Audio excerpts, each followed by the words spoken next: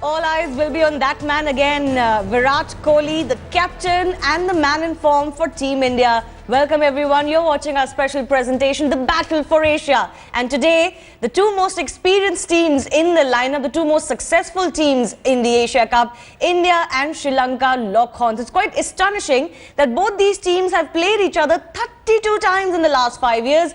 This time though, they're meeting after 7 months, once again to engage in a battle when they face off in this Asia Cup match.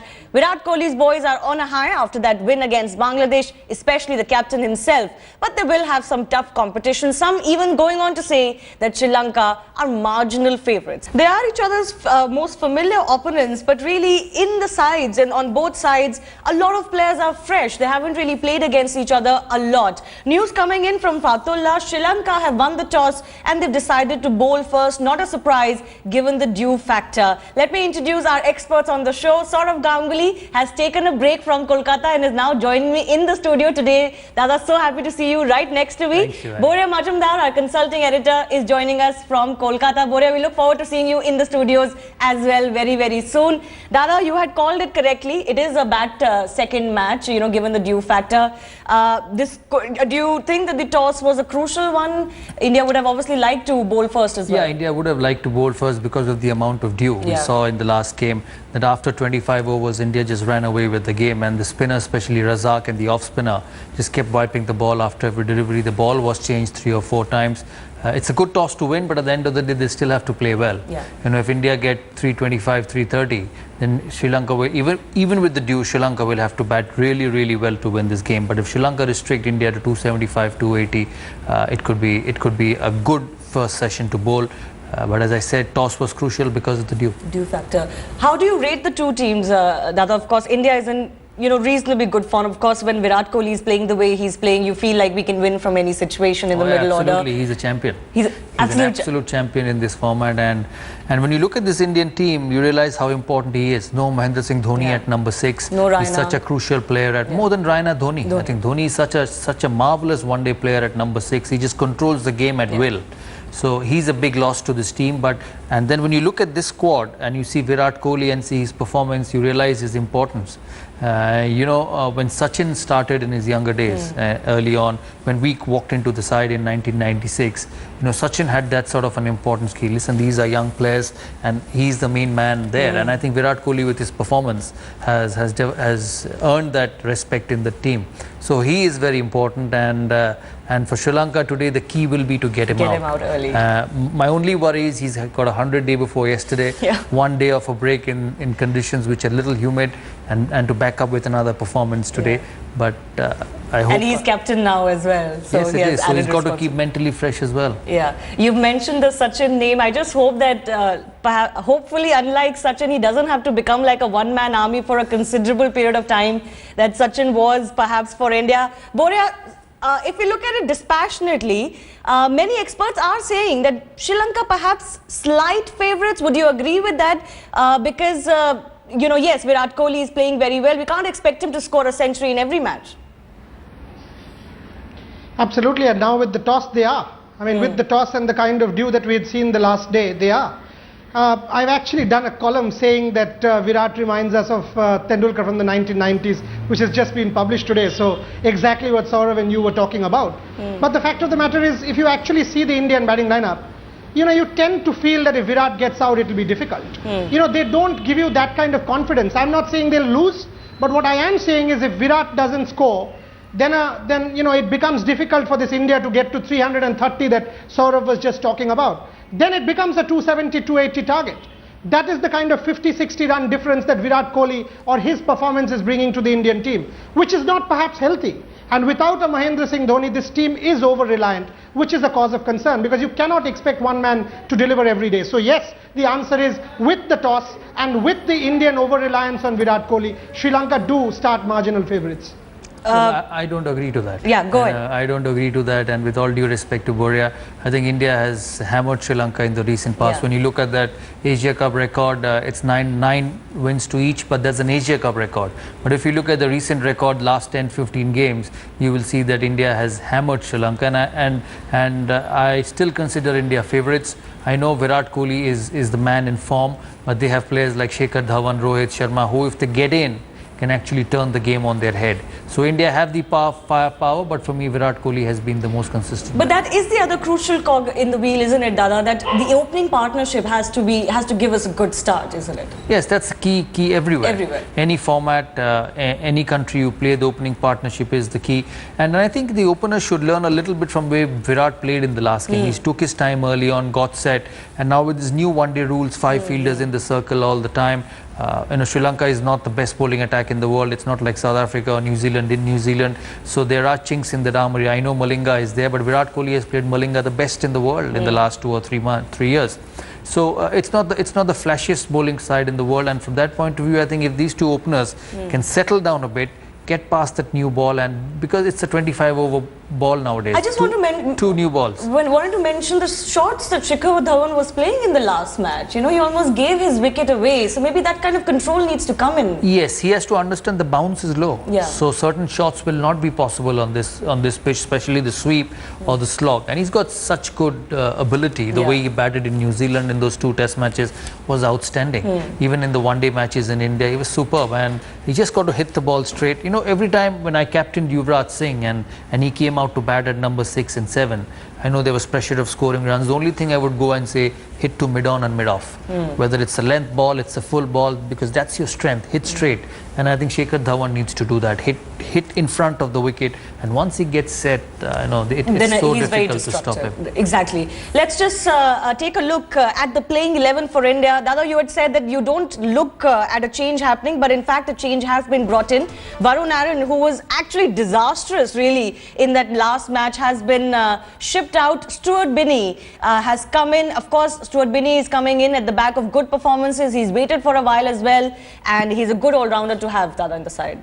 I'm not sure. You would have liked to still see Varun Aaron? He's a good all-rounder in the side. I don't disagree to that, but not as a frontline bowler. If you look at this bowling unit, you've got Jadeja and Ashwin, 2 spinners. You have to bowl in the dew in the second half, and you've got Stuart Binney, your slow medium pace. I know the Bangladeshi slow medium pacer got Rohit Sharma out the last game, and with the low bounce it can work. But I would still want to have genuine 5 bowlers in that squad. May not be Stuart Binney. May not be Varun Arun, but somebody else who was a genuine out-and-out frontline bowler. Pandey's name was going yes, around. It has strengthened the batting for sure. Yeah. But I'm a firm believer with Jadeja at 7. If 7 can't do it, then 8 can't do it. Exactly. And I hoped that India, now that they're bowling second, probably should have had a genuine seamer up front to bowl on this condition. Yeah, but again, it is a tough break for Varun Aaron, but he didn't do in Boria any favours to himself in that last match. Even hurled a beamer, got himself suspended. He was the one filling some of the overs, and it wasn't working. And Virat Kohli, for some reason, insisted on getting his full quota done. Huge opportunity for Stuart Binney, though. Yes, but provided he gets a bat, or a bowl. Because in New Zealand, in that only match that he got 1 over for 8 runs and he was dropped. So, I don't see Stuart Binney coming up ahead of Ravindra Jadeja, ahead at 7. So, can he get a bat? Perhaps not. And I agree with Saurav on this one that 5 genuine bowlers, especially with Ashwin and Ravindra Jadeja will have to bowl with that dew. So, what is the role? 7, 8, Ashwin at 8. So, where is Stuart Binney fitting in that batting order? Important questions there, and after this I have to say, I think Sri Lanka has their nose ahead, because that Dinesh Karthik, Ravindra Jadeja, Ravi Ashwin without Mahendra Singh Dhoni, I think there's too much over-reliance on Virat Kohli, and despite India's immediate past record against Sri Lanka, I think Sri Lanka now with the toss start favourites. Yes, Rahane though has been batting quite well as well, so that he will be the other very important player in the middle order. Huge responsibility on Virat Kohli's young shoulders. Of course, with the bat, he's been phenomenal as a captain too. He has a fairly good record now, 8 wins under his belt. Let's just see what happens against a more formidable opponent today in the Asia Cup. India taking on Sri Lanka. Sri Lanka have won the toss and elected to bowl first. Not a surprise. Saurav Ganguly with me in the studio. Boria Manjumdar in Kolkata. Let's just take a look at some of the key stats with Dada here. Dada, in Bangladesh, Sri Lanka seem to have a slight upper hand. Of course, there's no real advantage because conditions are, fairly similar in all of the subcontinent. But in Bangladesh, Sri Lanka have won 4 out of the 7 matches against India. Overall, India, of course, has an upper hand against Bangladesh by quite a bit, but I don't think, as you said, this is going to matter that much. Let's take a look at the record in Asia Cup itself. It's all square in the Asia Cup, 9-9 on both sides. These two sides really do know each other very, very well, although there are a few young players in both sides right now. But the key one is after this, the one that you were mentioning also, Dada, that in the last 10 matches, India have won 8. Absolutely. And when you look at this Asia Cup record, 9 out of 9, a lot of those 9 wins have come during the era of Jayasuriya and Murli. Yeah. When they used to smash India for a period during 1996 and that era. But since then, and I think for the last 4-5 years, I can't remember India beating Sri Lanka consistently. That's 8-10 of last 10 games, 8 wins out of 10. And if you go further, maybe the last 20, it could even be a lot more wins for India. So India clearly has had the upper hand of Sri Lanka. And as I say, I don't consider Sri Lanka starting favourites today. India has got the firepower to beat them.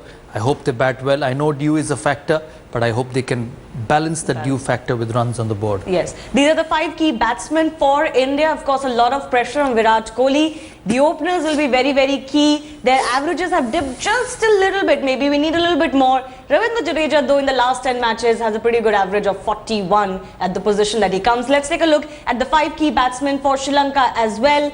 They're in a transition phase, lots of new faces. Angelo Matthews, of course, a steady campaigner for them with an average of 43. But Kumar Sangakkara, Mahela Jayawardene, still more or less the backbone for this batting side. If they hit well, they know how to take a match on their own shoulders. And, these two gentlemen, Dada, will be key for this. Oh, yeah. I think they're serious players, experienced campaigners. Jayawardene needs to get back into some runs. He wasn't playing one-day cricket for some time in test matches. He's been a part of the series, but he's a class act. For him, getting back into form is only a matter of time. And I think these young players, especially Lahuru Thirimane, he got 100 in the last game against Pakistan. He can play. Chandimala, I've always had a lot of time for him. Was a bit surprised when he was in and out of the team. But there is serious batting. The bowling, I'm not too sure whether it's strong enough to control this Indian batting. As I said, when I look at both the teams, when I look at the batting strength, when I look at the bowling strength, I just cannot say at the current moment anyone is better than the other. All right, let's also take a look at skipper Virat Kohli. I mean, you cannot not talk about him. But the reason we're also talking about him a little bit more now, because, just the other day, he smashed his 12th century chasing. Most of those matches, or more than 75% of those matches, India wins in the end. And against Sri Lanka, he really likes to put on his A game. Dada, it's always good to see someone doing so well, someone young, talented and realizing that potential. And you were quite impressed with him with what he said at the toss. Absolutely. It just shows his character. It's clear. His head is clear. He says what he sees and he says what's the truth. That is very important in a captain's characteristics. You don't want captains to come and say, just announce the team, say we picked him, we'll pick him for the next game. Which is probably the problem that has happened with Mahendra and Dhoni, isn't it? No, let's not compare. Let's not compare with Dhoni and Virat, because Dhoni has done some outstanding work for India. But with him, you can see it, why he's such a clean player. Because his head's clear. And for me, it's not just somebody who's doing well. Somebody who's winning games is important. You will have players who will get runs, but you'll have players who will win games for you. And Virat Kohli is that sort of a player. He gets in, he wins a game for India. And for any team in the world, that sort of players will be valued. That sort of players will always be marked as great player. You look at Sachin Tendulkar's career, you look at his conversion rate. He's got 100 international hundreds, but he must be having 100 50s, 100 international 50s, and that's why he's a great player. And when you look at this kid, till now, his conversion rate has been fabulous. He's almost catching up with Sachin Tendulkar on one stat, which is the hundreds while chasing and getting India to a win. Boria, I have 5 seconds left. I just want to give you a final comment. about whom you're picking. You were slightly leaning on towards Sri Lanka. You know, I just want two things to say here. Virat is a super champion, a mega champion, and I want Saurav to be proved right. I want India to win desperately, but I think we are too over-reliant on Virat, and that's a worry. All right. On that note, we're going to slip into a very short break. Saurav Ganguly, Boria Majumdar, thanks a lot for joining us. And these two will be with us at 7 p.m. as well, where we analyze the match, the action from India versus Sri Lanka. Stay tuned.